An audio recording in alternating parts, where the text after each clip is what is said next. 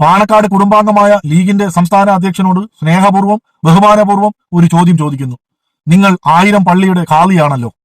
നിങ്ങളുടെ ആ ഫോട്ടോ പുറത്തു വന്നതിന് ശേഷം ലീഗിന്റെ സൈബർ പോരാളികൾ സഖാവ് അഫ്സൽ പാണക്കാടിനെയും സഖാവ് KT ജലീലിനെയും നിരന്തരമായിട്ട് സോഷ്യൽ മീഡിയയിലൂടെ തെറി വിളിക്കുകയും അവഹേളിക്കുകയും അസഭ്യം പറയുകയും ഒക്കെ ചെയ്യുന്നത് നിങ്ങളുടെയും ശ്രദ്ധയിൽപ്പെട്ടിരുന്നല്ലോ. നിങ്ങൾക്കറിയാമായിരുന്നു 3 മാസങ്ങൾക്ക് മുമ്പ് നിങ്ങളെ ഭീഷണിപ്പെടുത്തിയ വ്യക്തി ആരായിരുന്നു എന്ന്. ഫേസ്ബുക്ക് പോസ്റ്റിലൂടെയെങ്കിലും നിങ്ങൾക്ക് നിങ്ങളുടെ അണികളോടൊന്ന് പറയാമായിരുന്നു. പാടില്ല, അവരാണിതിന്റെ പിന്നിലെന്ന് തെളിയാതെ അവരെ തെറി പറയുന്നത് ശരിയല്ല എന്ന് നിങ്ങളോ നിങ്ങളെ കൂട്ടത്തിലുള്ള ഒരാളെങ്കിലും പറഞ്ഞിരുന്നു. അപ്പോൾ 1000 പള്ളിയുടെ ഖാദിയായിട്ട് ഇരുന്നു കൊണ്ട് നിങ്ങൾ ചെയ്തത് എത്രമാത്രം മോശമാണ് എന്ന് ഇനിയെങ്കിലും നിങ്ങളൊന്ന് സ്വയം ചിന്തിക്കണം, തീരുമാനിക്കണം, ആലോചിക്കണം. കാരണം ആർക്കും അറിയില്ല എങ്കിലും നിങ്ങൾക്കറിയാമായിരുന്നു സത്യം. നിങ്ങൾക്കും നിങ്ങളുടെ കുടുംബാംഗങ്ങൾക്കും മുഴുവനും അറിയാമായിരുന്നു എന്താണ് സത്യമെന്ന്. എന്നിട്ട് നിങ്ങളത് മറച്ചു വെച്ചു. പാടില്ലായിരുന്നു. 1000 പള്ളിയുടെ ഖാദിയായിട്ടിരുന്നു കൊണ്ട് നിങ്ങൾ ആ തെറ്റിന് കൂട്ടുനിൽക്കാൻ പാടില്ലായിരുന്നു. നമസ്കാരം പ്രിയപ്പെട്ടവരെ, എല്ലാവർക്കും സുഖമാണെന്ന് വിശ്വസിക്കുന്നു. കേരളം കത്തിക്കാനും അതിനകത്തിട്ട് കേരളത്തിലെ സഖാക്കളെ മുഴുവൻ ചുട്ടരിക്കാനും കാത്തിരുന്ന ലീഗിന്റെ സൈബർ പോരാളികൾക്ക് വിഷമം തോന്നുന്ന ഒരു വാർത്തയാണ് ഇന്ന് പുറത്തു വന്നിരിക്കുന്നത്. വാർത്ത മറ്റൊന്നുമല്ല, 3-4 ദിവസങ്ങൾക്ക് മുമ്പ് ലീഗിന്റെ സംസ്ഥാന അധ്യക്ഷനും പാണക്കാട് കുടുംബാംഗവുമായ ഒരു വ്യക്തിയുടെ ഒരു ഫോട്ടോ പുറത്തു വന്നിരുന്നു. തെറ്റായ രീതിയിലുള്ള ഒരു ഫോട്ടോ. ആ ഫോട്ടോ പുറത്തു വന്നപ്പോൾ മുതൽ ലീഗിന്റെ സൈബർ പോരാളികൾ അങ്ങ് സ്വയം വിധി എഴുതി. ഇതിന്റെ പിന്നിൽ സഖാക്കളാണ്, ഇതിന്റെ പിന്നിൽ KT ജലീലാണെന്നൊക്കെ പറഞ്ഞുകൊണ്ട് വളരെ മോശമായ രീതിയിലുള്ള വാർത്തകളും തെറിവിളികളുമായിരുന്നു. സ്വാഭാവികമായും ഇങ്ങനെ ഒരു ഇത് കിട്ടിയാൽ പണ്ട് VD സതീശൻ ഈ ചോദിച്ചതുപോലെ അല്ലല്ല, ഞാൻ പറഞ്ഞില്ലല്ലോ, ഞാൻ ദൃശ്യങ്ങൾ എല്ലാ ആളുകളും പ്രചരിപ്പിച്ചതാണ്. ഇതുപോലത്തെ ദൃശ്യങ്ങൾ കിട്ടിയ ആരോ പ്രചരിപ്പിക്കുക, എല്ലാവരും പ്രചരിപ്പിക്കും. ഇതുപോലത്തെ ദൃശ്യങ്ങൾ കിട്ടിയ ആരോ പ്രചരിപ്പിക്കുക, എല്ലാവരും പ്രചരിപ്പിക്കും. ഇങ്ങനെയുള്ള കാര്യങ്ങൾ കിട്ടിയാൽ പ്രചരിപ്പിക്കാതിരിക്കാൻ പറ്റുമോ? ആ കൂട്ടത്തിൽ കിട്ടിയപ്പോൾ നമ്മളും ആവേശം കൊണ്ടെടുത്ത് പ്രചരിപ്പിച്ചു. പക്ഷെ പിന്നീടാണ് അത് AI ആണോ ഒറിജിനൽ ആണോ എന്നൊക്കെ അറിയാൻ പറ്റാത്തത് കൊണ്ട് പോസ്റ്റുകളൊക്കെ നമ്മൾ പിൻവലിച്ചു. അതിന്റെ പേരിൽ കേരളത്തിലെ സഖാക്കൾ, ഞാനടക്കം, ഒരുപാട് തെറിവിളി കേട്ടു. വീട്ടിലിരിക്കുന്ന മാതാവിനെയൊക്കെ. ഇവർക്ക് പിന്നെ ലീഗിന്റെ സൈബർ പോരാളികൾക്ക് പിന്നെ രാഷ്ട്രീയം പറയാൻ അറിയില്ല. അവർക്ക് അറിയാവുന്ന ആകെ ഒന്ന് സഖാക്കന്മാരുടെ തന്തയ്ക്കും തള്ളയ്ക്കും നല്ല പച്ച തെറി വിളിക്കുക. അത് പോട്ടെ, നമ്മൾ കാര്യത്തിൽ നിന്ന് വഴിവിട്ട് പോകണ്ട. അപ്പോ അങ്ങനെയായിരുന്നു. ഇന്നിപ്പോ വാർത്ത പുറത്തു വന്നു, ഇതിന്റെ പിന്നിലായിരുന്ന വ്യക്തിയെ മുഹമ്മദ് റോഷൻ എന്ന് പറയുന്ന വ്യക്തിയാണ് എന്ന് കേരള പോലീസിന് സൂചനകൾ കിട്ടി. ആളിനെ പിടികിട്ടിട്ടില്ല, ഒളിവിലാണ്. മാത്രമല്ല, ഇതാദ്യമല്ല. ജനുവരി മാസത്തിൽ ഈ പറയുന്ന പാണക്കാട് കുടുംബാംഗങ്ങളെ ഇത് കാണിച്ച് 15 കോടി രൂപ ബ്ലാക്ക് മെയിൽ ചെയ്തു എന്നും ഇന്നത്തെ വാർത്തകളിൽ പറയുന്നുണ്ട്. സ്നേഹപൂർവ്വം ഒരു കാര്യം ചോദിക്കട്ടെ പാണക്കാട് കുടുംബാംഗങ്ങളോട്.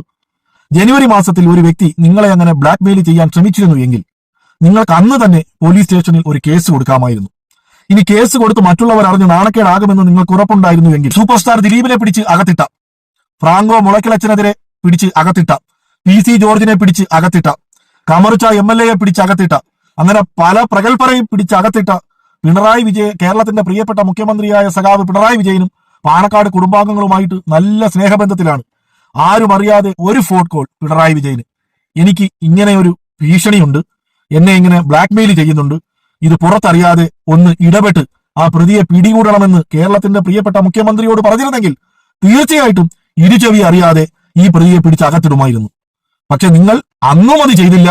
ഈ ഫോട്ടോ പുറത്തു വന്ന് നിങ്ങൾ പരാതി കൊടുത്തപ്പോൾ പോലും ഈ ഒരു കാര്യം നിങ്ങൾ സൂചിപ്പിച്ചില്ല.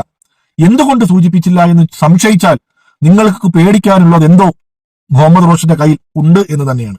ഞാനിത് ഉറപ്പിച്ചു പറയാൻ കാരണം, ഇനി ഞാൻ പറയുന്നത് സഖാക്കളെ മുഴുവൻ തെറി വിളിച്ചുകൊണ്ട് നടക്കുന്ന ലീഗിന്റെ സൈബർ പോരാളികളോടും കേരളത്തിലെ പൊതുസമൂഹത്തിനോടും എനിക്ക് പറയാനുള്ളത്, മുഹമ്മദ് റോഷൻ എന്ന് പറയുന്ന വ്യക്തി ഇടതുപക്ഷക്കാരനോ ഇടതുപക്ഷക്കാരന്റെ വീട്ടിനടുത്തൂടെ പോയവനോ അല്ല. നല്ല ഒന്നാം തരം MSF കാരനായിരുന്നു. പാണക്കാട് കുടുംബാംഗങ്ങളുമായിട്ട് മുഹമ്മദ് റോഷനും മുഹമ്മദ് റോഷന്റെ പിതാവിനും ഭയങ്കരമായിട്ടുള്ള ബന്ധമുള്ള വ്യക്തികളായിരുന്നു. എങ്ങനത്തെ ബന്ധമെന്ന് ചോദിച്ചാൽ അത് രാഷ്ട്രീയപരമായിട്ടും സാമ്പത്തികപരമായിട്ടും ബിസിനസ് പരമായിട്ടും ഇവർക്ക് നല്ല ബന്ധങ്ങൾ ഉണ്ടായിരുന്നു. ആ ബന്ധങ്ങളുടെ പേരിൽ ഇവർ പല രീതിയിലുള്ള തെറ്റായ ബന്ധങ്ങളിലൂടെയും പോയിട്ടുണ്ടാകാം. അതുകൊണ്ടാകാം അവർക്ക് പേടിക്കേണ്ടിയിരിക്കുന്നു. ഇനി മറ്റൊരു ചോദ്യം, 5 വർഷങ്ങൾക്ക് മുമ്പ്, അതായത് 2021 ജൂലൈ മാസം 16-ാം തീയതി ഒരു വീഡിയോ പുറത്തിറങ്ങി. പാണക്കാട് കുടുംബാംഗമായ മരിച്ചുപോയ പാണക്കാട് ശിഹാബ് അലി തങ്ങളുടെ മൂത്ത മകനായ പാണക്കാട് ബഷീർ അലിയുടെ ഒരു IMO വീഡിയോ കോൾ പുറത്തിറങ്ങിയിരുന്നു. ആ വീഡിയോ കോളിനെതിരെ ഈ 5 വർഷം കഴിഞ്ഞിട്ടും ഇന്ന് വരെ പാണക്കാട് കുടുംബാംഗങ്ങളോ ലീഗിന്റെ നേതാക്കളോ ഒരു കേസ് പോലും എവിടെയും ചാർജ് കൊടുത്തിട്ടുമില്ല, എവിടെയും ചാർജ് ചെയ്തിട്ടുമില്ല. മാത്രമല്ല, അന്ന് ഒരു ചാനലിന് കൊടുത്ത അഭിമുഖത്തിൽ ഈ മുഹമ്മദ് റോഷൻ എന്ന് പറയുന്ന വ്യക്തി വളരെ ഗുരുതരമായ ഒരു ആരോപണം പാണക്കാട് കുടുംബാംഗമായ പാണക്കാട് ബഷീർ അലിക്കെതിരെ ചെയ്തിരുന്നു. മറ്റൊന്നുമല്ല, പാണക്കാട് ബഷീർ അലി മറ്റ് സംസ്ഥാനങ്ങളിൽ നിന്നും സ്ത്രീകളെ കേരളത്തിലെത്തിച്ച് ശാരീരികപരമായി ദുരുപയോഗം ചെയ്യുന്നുണ്ട് എന്ന് ഇന്ന് വരെയും അതിനെതിരെയും ഒരു കേസ് കൊടുത്തിട്ടില്ല. ഒരു കാര്യം ഞാൻ ഉറപ്പിച്ചു പറയാം, ഇത് രാഷ്ട്രീയമോ മതപരമായോ കാര്യങ്ങളൊന്നുമല്ല. മുഹമ്മദ് റോഷനാണ് ഇതിന്റെ പിന്നിലെങ്കിൽ തീർച്ചയായിട്ടും പാണക്കാട് കുടുംബാംഗങ്ങളിൽപ്പെട്ട പലതും മുഹമ്മദ് റോഷന്റെ കയ്യിലുണ്ട്. സത്യസന്ധമായി തന്നെ ഈ കേസ് അന്വേഷിക്കണം. പാണക്കാട് കുടുംബാംഗങ്ങളെ രക്ഷപ്പെടുത്താൻ വേണ്ടിയിട്ട് ഇതിനകത്ത് കളിക്കരുത്. ഇതിൽ രാഷ്ട്രീയമില്ല.